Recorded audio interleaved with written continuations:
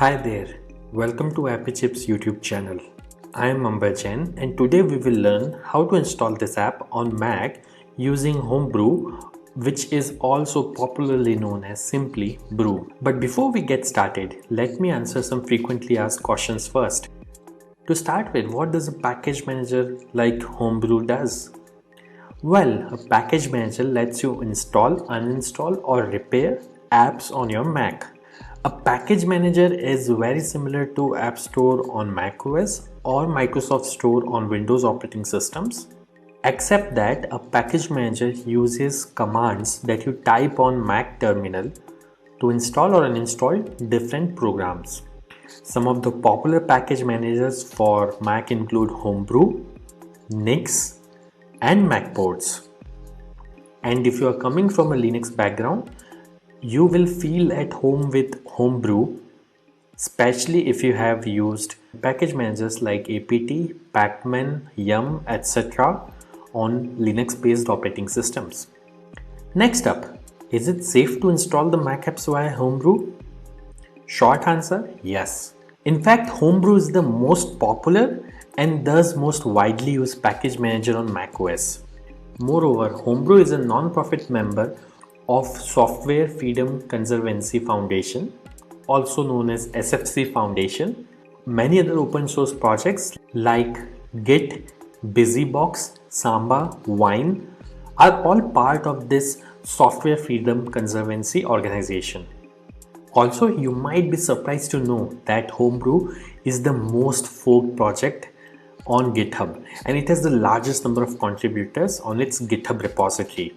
Many devs at organizations like Google, Apple, Dropbox, Stripe, etc. use Homebrew to set up different development environments on their MacBooks and iMacs.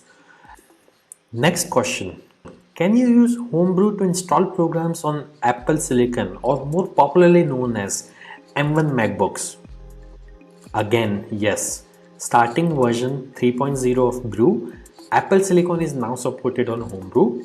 In fact, Homebrew also supports programs that are at the moment only supported via Rosetta 2 on Apple Silicon. Now that I have answered your questions on safety and compatibility of Homebrew, let's get to the installation process. Before we can install anything using Brew, we need to install the package manager itself, that is Homebrew, on your Mac. So let's see now how can we install Brew on Mac. Let me open my Mac here. First, you need to press Command and space on your keyboard.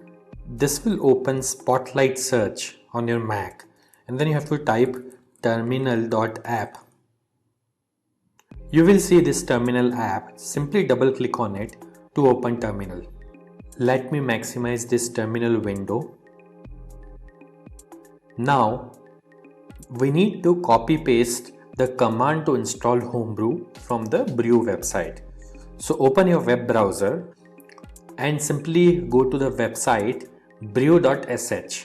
Once you are on the website, you will see this section called Install Homebrew, which has a command that you can simply copy by clicking on this button over here.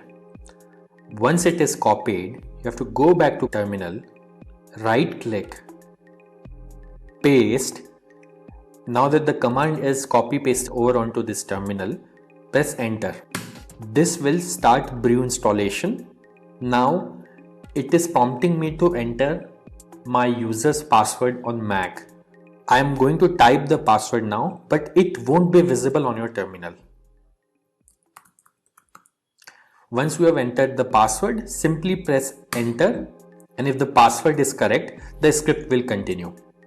Now it is saying press return to continue the installation. I'll press enter here, and this will start the installation of Homebrew on my Mac. Let's wait for this to finish. As this message here says, installation successful. So that's it. Brew is successfully installed on your Mac now. Now before we proceed, I would like to highlight that Brew collects anonymous usage data via Google Analytics. As you can see on this page, if you want to opt out, you can simply run this command brew analytics off and press enter, which simply disables the anonymous usage data collection on your Mac. Now let's update the package database locally by pulling the metadata of the latest packages on a local map from the central Brew repository. This should typically take less than a minute to complete depending on your internet connection speed. To do so, simply type the command brew update and press enter. As you can see, my local Brew database is already up to date because I just installed Brew on my system. Now to install the app, let's run the brew install command. Mind you, if during installation, if you're prompted to enter a password, enter your Mac user's password to continue.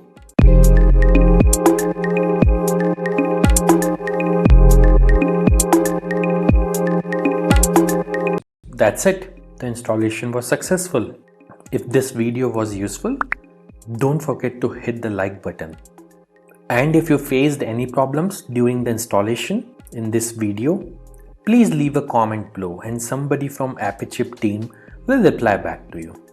If in future any app installed using Brew stops working, then you can simply reinstall it using the command brew space reinstall space the name of the program. For example, I'll try to reinstall this program called Hello, which is already installed on my system. As you can see, it is downloading the program and it says reinstalling Hello, and now Hello is successfully installed. And if you want to uninstall any app installed using Brew, simply run brew space uninstall space the name of the program. In this case, I will try to uninstall the program Hello, which is already installed on my system. As you can see, within a few seconds, it says the program is successfully uninstalled. Also, over time, Brew might end up consuming disk space on your Mac as it keeps installers of the programs that you had installed on your hard disk in a cache directory. So you can use the brew space cleanup command once every 6 to 12 months to free up some space on your Mac. This command removes app installers and older versions of the packages only. It would not uninstall any of the apps that you have installed. As you can see, Brew Cleanup was successfully run on my system. So do subscribe to our channel as we have tutorials for installation of over 9,000 programs on Mac, which will come handy. If you need to install other apps on Mac in future, chances are that we have got it covered already.